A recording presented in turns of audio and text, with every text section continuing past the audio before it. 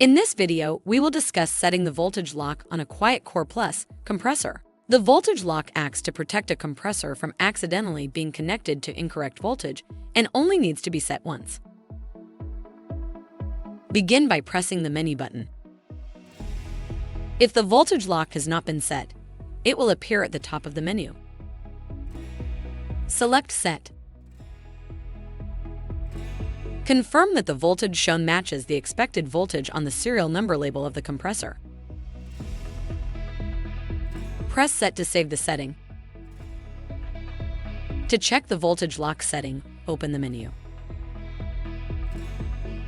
Scroll down to Diagnostics. Press Select. Select Status. Scroll down to see the configured voltage. If you have additional questions, please call customer service at 1-800-547-1883. A helpful A-dec associate is just an email or phone call away. That's one thing you can always count on.